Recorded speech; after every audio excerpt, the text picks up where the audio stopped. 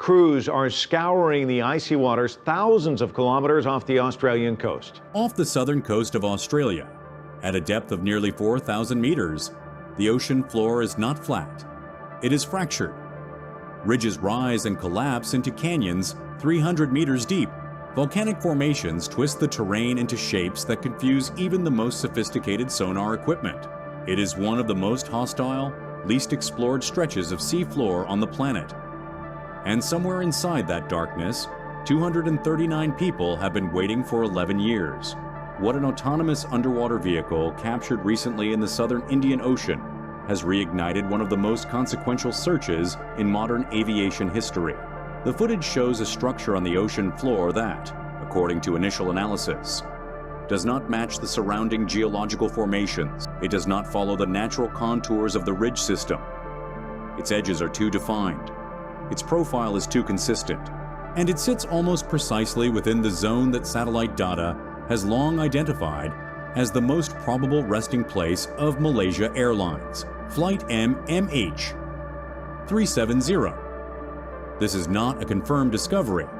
No official body has yet verified the find. But in a case where the ocean has surrendered almost nothing, even an anomaly carries enormous weight, because the search for MH370 is not just a search for an aircraft.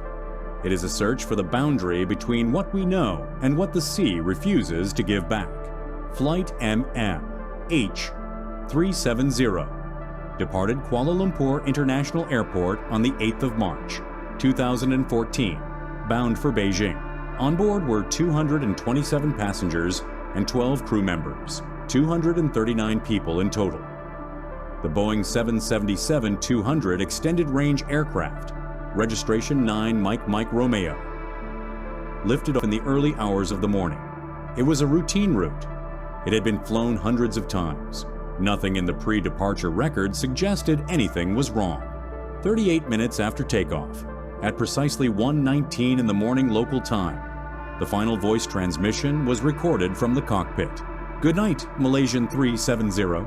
The words were calm, professional, and completely ordinary. Then the aircraft's transponder went silent. What happened in the minutes and hours that followed remains, to this day, officially unexplained. Radar data, both military and civilian, tracked the aircraft as it deviated westward from its filed flight path. Instead of continuing northeast toward Beijing, the plane turned. It crossed back over the Malay Peninsula. It traversed the Andaman Sea, and then it disappeared from radar entirely, somewhere over the open Indian Ocean. But the aircraft did not simply vanish. It continued flying. Satellite communications systems aboard the plane, systems designed to passively exchange data handshakes with ground stations, kept transmitting. For 6 more hours after the transponder went dark, the aircraft was pinging a satellite operated by the British company Inmarsat. Those pings, technically called burst timing offsets, do not reveal position, but they do reveal distance from the satellite. And they revealed something extraordinary. The aircraft was moving south, deep into the southern Indian Ocean, away from any airport, away from any landmass, away from any hope of rescue. Malaysian Prime Minister Najib Razak stood before the world on the 24th of March, 2014, and announced what the satellite data had made unavoidable. The flight had ended in the southern Indian Ocean. There were no survivors.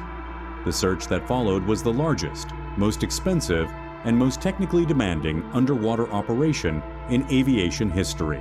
The Australian Transport Safety Bureau took the lead.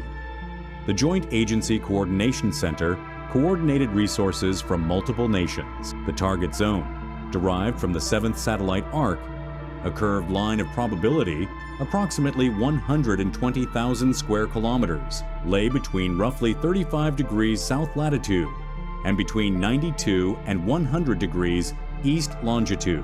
Depths in this area ranged from 3,000 to 6,000 meters. The terrain, as seafloor mapping teams quickly discovered, was unlike anything previously searched in an aviation investigation. Jagged plateaus, underwater ridges, sheer canyon walls plunging hundreds of meters, active volcanic formations, that create geological noise interfering with sonar returns. The Australian Bureau of Meteorology described it plainly in their public reporting. This was one of the most hydrographically complex regions of ocean floor ever systematically searched. The tools deployed were the most advanced available.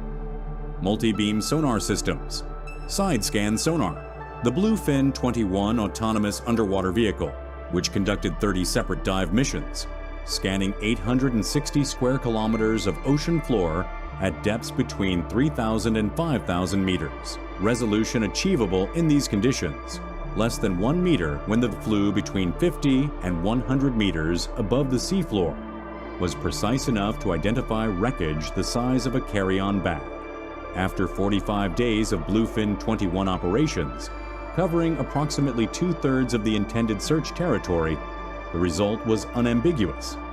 No objects associated with Flight 370 were found.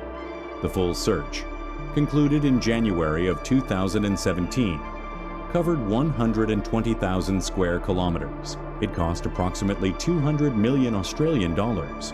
It found nothing. The official search was suspended on the 17th of January, 2017, without a confirmed location of the aircraft. The suspension did not mean the mystery was solved. It meant the ocean had not cooperated. Yet the sea had not been entirely silent. On the 29th of July, 2015, 500 days after the aircraft vanished, a piece of aircraft debris washed ashore on the island of Réunion, a French territory in the western Indian Ocean. Local residents found it on the beach. It appeared weathered, encrusted with barnacles, battered by months or years of ocean drift. But its shape was unmistakable to anyone familiar with large commercial aircraft. It was a flaperon, a control surface from the trailing edge of a wing. French authorities recovered it immediately. Experts from Airbus Defence and Space in Spain examined the internal stenciling. Serial number 657 Bravo Bravo, the match to the Boeing 777-200, was confirmed on the 3rd of September, 2015, by French prosecutors. This was not an approximation. This was not a probability. This was the first physical object definitively linked to Flight MH370, and it had traveled approximately 4,000 kilometers west from the primary search zone, carried by Indian Ocean currents that drift analysis models had predicted would do precisely that. 27 pieces of debris were assessed across a span of years, recovered from the coastlines of Africa and the islands of the Indian Ocean. Of those, a small number were definitively confirmed as belonging to MH370, with the majority assessed as highly probable. Wing flap sections, engine cowling components, a damaged suitcase, fragments of cabin interior. Each piece sent to laboratories in Australia, France, and Malaysia. Each piece telling the same story. This aircraft reached the water. The damage patterns, consistent with high-speed impact rather than controlled descent, told part of the story of how it arrived there, but only part. What those pieces did not tell was where the main wreckage lay. What they did not carry was the voice recorder, the flight data recorder, the answers. The human dimension of this wreckage is not difficult to find, but it demands a pause to be properly understood. 239 people boarded that aircraft. They placed their bags in overhead compartments. They settled into seats. They ordered drinks. Some slept, some read. Some watched films on the small screens mounted in the seat backs in front of them. The manifest records what we know of who they were. Chinese tourists returning home from holiday. Malaysian professionals. An Australian family. A French artist. Engineers, students, children. None of them disappeared willingly into the ocean. They were carried there by forces and decisions that investigators still cannot fully reconstruct. The families of those on board have lived inside this uncertainty for more than a decade. They have attended press conferences where nothing definitive was said. They have watched sonar maps being drawn and redrawn. They have heard theories proposed and withdrawn. Several families have mounted their own independent investigation. They have hired legal counsel. They have submitted formal complaints to international aviation bodies. They have done everything that grief and determination can do to force the ocean into disclosure. and they are still waiting. One object recovered. A piece of aluminum from a horizontal stabilizer still bears a handwritten maintenance tag. The handwriting belongs to a person. The object was placed by a person. It traveled in darkness for over a year before returning to the light. There are 238 other humans whose physical connection to that aircraft has never been found. That silence is not accidental. It is a function of the environment. The southern Indian Ocean is not merely remote. It is geologically alive. The terrain search during the 2014 to 2017 operation was extensively documented in reports by the American Geophysical Union and the European Geosciences Union, both of which published analysis of the seafloor mapping data collected during the search. What those maps revealed surprised even experienced oceanographers. Underwater canyons with walls that drop more than 300 meters, ridge systems with overhanging ledges capable of concealing large debris fields beneath them, volcanic formations whose mineral composition absorbs acoustic energy, meaning sonar waves do not bounce back cleanly, but scatter. In some zones of the search area, it was technically possible for a sonar system to pass over wreckage and return no reliable signal at all. The Bluefin 21's 30 dives were comprehensive by any standard. But comprehensive is not the same as complete. The vehicle operated at the edge of its designed depth capability, and the seafloor it was mapping had never been systematically charted before. In some areas, the bathymetric data being collected during the search was the first bathymetric data ever collected there. The searchers were mapping the ocean floor and searching it simultaneously. An unprecedented operational challenge. Ocean Infinity, the private deep-sea exploration firm, returned to the search in 2018 under a no-fine, no-fee commercial agreement. The company brought a fleet of 8 autonomous underwater vehicles, capable of operating simultaneously, dramatically increasing coverage rate compared to previous operations. Their 2018 campaign covered a substantial new area of seafloor. They found nothing conclusive, but Ocean Infinity has a track record that commands attention. In 2022, they located Ernest Shackleton's ship Endurance in the Weddell Sea, 3,000 meters deep, buried beneath Antarctic ice after more than a century missing. These are not amateur operations. These are precision campaigns conducted by a firm that has repeatedly found things the ocean tried to keep. As of late 2025 and into 2026, Ocean Infinity announced a further attempt to resume the search in the southern Indian Ocean, targeting a refined search zone based on reanalyzed satellite data. The details of funding and operational start dates remained limited at time of reporting, but the intent was confirmed, and it is against this backdrop. A decade of searches, debris fragments recovered from distant shorelines, 120,000 square kilometers of searched ocean floor, and the prospect of a renewed Ocean Infinity campaign. That the autonomous underwater vehicle footage currently being analyzed begins to matter. The structure captured in recent footage from within the zone near the 7th satellite arc does not resemble the volcanic ridges, the canyon walls, or the natural formations documented in previous seafloor mapping operations in the region. Its geometry is distinct. Its profile, according to preliminary independent analysis, is inconsistent with the surrounding terrain. It is located within the probability corridor that Inmarsat satellite data has consistently pointed toward, and it has not been explained by any geological feature previously cataloged in this section of ocean.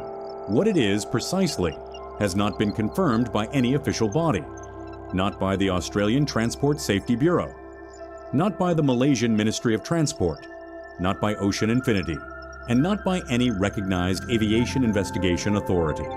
It is critical to hold that clearly. A structure that does not look natural is not the same as a structure that has been confirmed man-made. The southern Indian Ocean seafloor contains geological features that have surprised scientists repeatedly. No claim beyond anomaly can responsibly be made at this stage. But maritime archaeologists and aviation wreckage analysts who have reviewed similar deep-sea sonar and drone footage note that certain characteristics, regularity of edge geometry, reflectivity patterns, The relationship between debris scatter and central structure can indicate the difference between geological formation and artificial object even before direct visual confirmation. The footage circulating has not been independently verified by accredited institutions. It exists, for now, in the space between discovery and confirmation that has become the permanent geography of this case. There are voices in the scientific community who have studied this case for over a decade and who have consistently cautioned against both premature certainty and dismissal. Dr. David Griffin of Australia's Commonwealth Scientific and Industrial Research Organization has spent years refining drift modeling based on debris recovery data.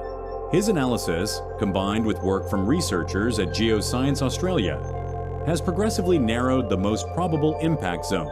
The refined target areas emerging from that modeling are not identical to the areas already searched. There is legitimate, peer-reviewed scientific opinion supporting the existence of a search zone that has never been adequately covered. The Safety Investigation Report, produced by Malaysia under ICAO Annex 13 protocols, released in 2018, ran to hundreds of pages and concluded with a finding that has become the most haunting sentence in modern aviation documentation. The cause of the disappearance of MH370 cannot be determined. Not inconclusive, not under review, cannot be determined. Deliberate human intervention has been suspected by investigators across multiple countries. The westward turn, the transponder deactivation, the methodical continuation of flight for 6 more hours on a southern heading. These facts do not arrange themselves naturally into an explanation of mechanical failure. But suspicion is not evidence. And the evidence, the voice recorder, the flight data recorder, the aircraft itself, remains on the ocean floor, or been so completely destroyed that it can no longer speak. There are 239 reasons this search cannot stop. And there is one structure on the ocean floor that has no explanation yet. The ocean has a long history of keeping its secrets past the point where human patience gives out. The Titanic lay undiscovered for 73 years. The Endurance waited 107 years.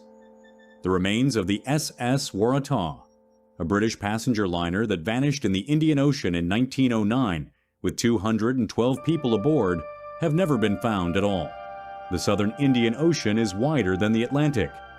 Its floor is deeper, more complex, and less mapped than almost any body of water on Earth. The aircraft that flew into it on the 8th of March, 2014 local time, crossed into one of the last truly unknown places the planet still contains. What is down there, whether it is the aircraft, a geological formation, or something that current analysis cannot yet categorize, will not be confirmed by a single drone pass. It will require systematic sonar mapping of the anomaly zone, followed by high-resolution visual inspection by remotely operated vehicles equipped with sampling capability. It will require coordination between the teams currently reviewing this footage and the official bodies who hold responsibility for this investigation. It will require time. What the families of those 239 people have never had in abundance is time. They have been waiting longer than any family should be asked to wait for an answer this fundamental, not the answer to why. They have learned through grief that why may never be fully answered.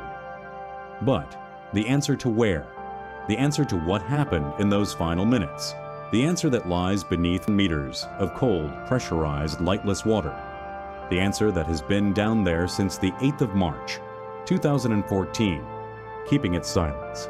The ocean floor near the 7th arc is not empty. That much is no longer in question. What exactly it holds, and whether the anomaly now under review is the moment this case finally changes, is the question that 11 years of searching have been building toward. The answers are deeper than anyone has yet reached. But the search is not over.